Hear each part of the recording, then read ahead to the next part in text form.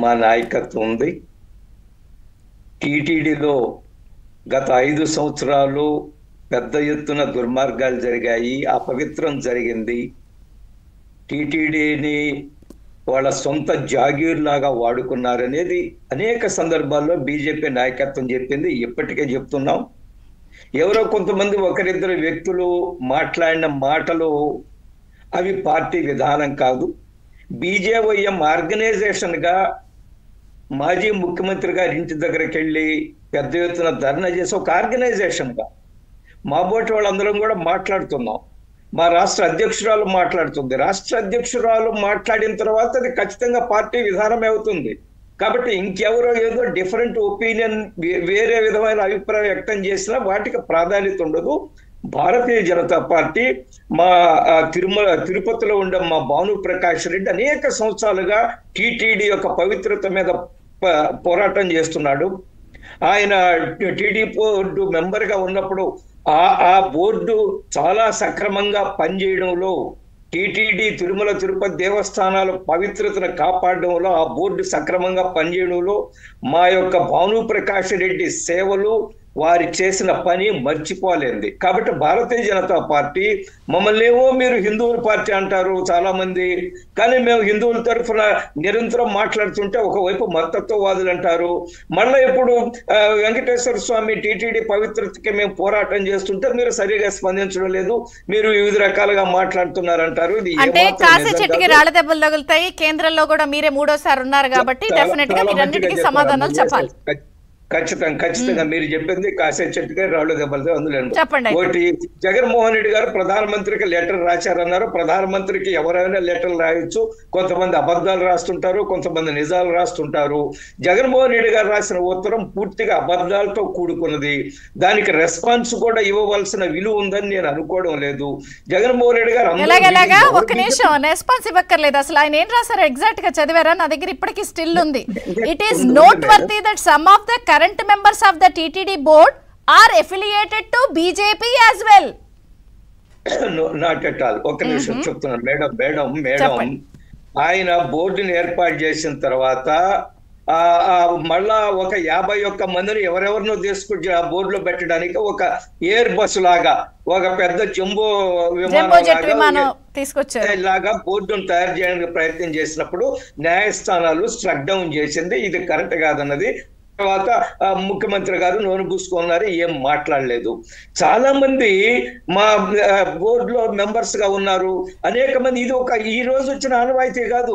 జగన్మోహన్ రెడ్డి గారు ముఖ్యమంత్రి గారు వచ్చిన ఆనవాయితీ కాదు. అంతకుముందు చంద్రబాబు నాయుడు గారు ఉన్నప్పుడు, అంతకుముందు రాజశేఖర రెడ్డి గారు ఉన్నప్పుడు చాలా మంది దేశంలో వివిధ వ్యక్తులు, వీళ్ళు సేవాభావం గల వ్యక్తులు, వీళ్ళ పేర్లు పరిశీలించండి అని చెప్తుంటారు. కొంతమంది హైయెస్ట్ ఇన్ఫ్లుయెన్స్ చేత వచ్చి బోర్డులో మెంబర్లుగా చేరే అవకాశం కూడా ఉంది. అట్లా చేరిన సందర్భాలు ఉన్నాయి. కానీ ఈ మొన్నటి వరకు ఉన్న బోర్డును మనం పరిశీలిస్తే బీజేపీకి ప్రత్యక్షంగా ఉండేవాళ్ళు ఎవరు కూడా, బీజేపీ బాధితులు ఉండేవాళ్ళు కూడా ఎవరు కూడా బోర్డులో ఉన్నారు. ఎవరో ఒకరిద్దరు ఉండొచ్చు బీజేపీతో సంబంధాలు ఉండేవాళ్ళు. కానీ పూర్తిగా జగన్మోహన్ రెడ్డి గారు అబ్బాయి బాబాయి తయారు చేసిన బోర్డు, బాబాయిని చైర్మన్ చేశారు. అబ్బాయి గారి ఇష్టం వచ్చినట్టు వ్యవహరించారు. అబ్బాయి గారికి భక్తి లేదు. తిరుమల తిరుపతి దేవస్థానం మీద, దేవదేవుడి మీద, వెంకటేశ్వర స్వామి మీద. ఒక ఉదాహరణ మనకు తెలుసు కదమ్మా, మీరు అనేక రోజులుగా చూస్తున్నారు, అనేక చర్చలు చేస్తున్నారు. మీరు ఏ రోజైనా ముఖ్యమంత్రి గారు దేవదేవుడికి, తిరుమలేశ్వరుడికి బ్రహ్మోత్సవాల సందర్భంగా టీటీడీకి భగవంతుడికి పట్టు వస్త్రాలు సమర్పించడం కోసము ఆయన శ్రీమతి ఎప్పుడన్నా ఉన్నారా? చూశారా మనం? రాజశేఖర రెడ్డి గారి సమయంలో లేదు, జగన్మోహన్ రెడ్డి గారి సమయంలో ఆయన శ్రీమతి పక్కన లేరు తిరుమలలో పట్టు వస్త్రాలు సమర్పించడానికి. కాబట్టి వాళ్ళ భక్తి అంతా ఫేక్ భక్తి అనేది మనకి చాలా స్పష్టంగా అర్థమైంది కదా. ఏ రోజు లేరు కదా, వాళ్ళకి చిత్తశుద్ధి లేదు టీటీడీ పవిత్రతను కాపాడడం అని మనకి అర్థమవుతుంది కదా. కాబట్టి ఇది చూసినప్పుడు నేను ఇంకొక విషయం, చాలా ముఖ్యమైన విషయం మనం మర్చిపోతున్నామమ్మా. ఈ ప్రభుత్వం వచ్చిన వెంటనే కరోనా వచ్చింది, మనకి తెలుసు కదా. ప్రభుత్వం వచ్చిన వెంటనే కరోనాలో వచ్చింది.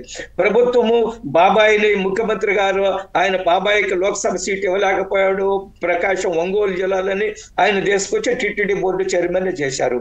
మొదటి 2-3 సంవత్సరాలు కరోనాతో బాధపడుతున్న సందర్భంలో దేశం అంతా, రాష్ట్రం అంతా ప్రజలు ఈ కరోనా కరోనాలో ఆందోళనలో ఉన్నప్పుడు ఏ విధంగా ఆరోగ్యాన్ని కాపాడుకోవాలా, ప్రాణాలు కాపాడుకోవాలని ప్రభుత్వాలు, ఎన్జిఓ సంస్థలు, మెడికల్ డిపార్ట్మెంట్స్, వివిధ వర్గాల సంస్థలు పనిచేస్తున్న సందర్భంలో టిటిడి బోర్డు చైర్మన్ గా ఎన్నికైన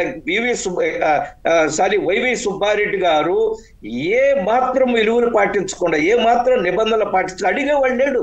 టిటిడి బోర్డు వ్యవహారాల మీద దృష్టి పెట్టేవాళ్ళు లేరు. భక్తులు కూడా టిటిడి తిరుమలకి వెళ్లే పరిస్థితులు కనిపించడం లేదు. ఆ సమయంలో చైర్మన్ గారు ఇష్టం వచ్చినట్టు వ్యవహరించాడు. ఎవరు అడిగేవాళ్ళు లేడు. అన్ని రకాల తప్పుడు పనులు చేశారు. ఇక్కడ బీజేపీ వాళ్ళని ఒక ప్రశ్న అడుగుదాం అనుకుంటున్నాను. అంటే ప్రజలకు కూడా చాలా మంది చాలా రోజుల నుంచి డౌట్ ఉంది. ప్రభుత్వం మారిన తర్వాత ఇమీడియట్ గా మీకు గుర్తుండే ఉంటుంది, విజయసాయి రెడ్డి గారు ప్రెస్ మీట్ పెట్టి ఆ సెంటర్లో ఉన్న బీజేపీ వాళ్ళకి రాజ్యసభ సభ్యుల కౌంట్ తక్కువ ఉంది, వాళ్ళకి మా సపోర్ట్ లేకపోతే వాళ్ళు ఏం చేయలేరు అని అన్నారు. అంటే ఇది ఇక్కడి నుంచి కొంచెం వెనక్కి వెళదాం.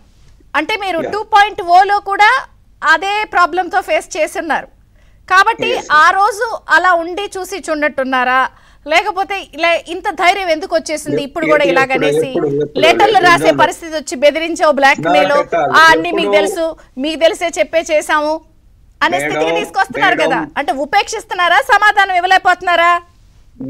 Not at all madam. దేశ ప్రయోజనాల దృష్ట్యా, దేశ విస్తృత ప్రయోజనాల దృష్ట్యా మేము రాజ్యసభలో వైసీపీ మద్దతు తీసుకున్నాము, మద్దతు ఇచ్చారు. ఒక వైసీపీ కాదు, అనేక సందర్భాల్లో ఇప్పుడు ఇవన్నీ చేసుకుని లెటర్ రాస్తున్నారా? ఏ మాత్రము కాదు, అది శుద్ధ అబద్ధము. సమయం వచ్చినప్పుడు ఈ ప్రభుత్వాన్ని మేము గత 5 సంవత్సరాలుగా వైసీపీ ప్రభుత్వాన్ని నిలదీశాము, విమర్శించాము, వ్యతిరేకంగా పోరాటాలు చేశాము, రకరకాలుగా ఆ ప్రభుత్వం మీద తీవ్రమైన ఆనాటి ప్రభుత్వం మీద విమర్శలు చేశాము, అవినీతిని ఎండగట్టాము. మేము మా రాష్ట్ర అధ్యక్షురాలు, కొత్తగా అధ్యక్షురాలు అయిన వెంటనే పురంధేశ్వరి గారు వెంటనే లిక్కర్ విషయంలో జరుగుతున్న కుంభకోణాలు, మోసాలు అన్ని కూడా స్వయంగా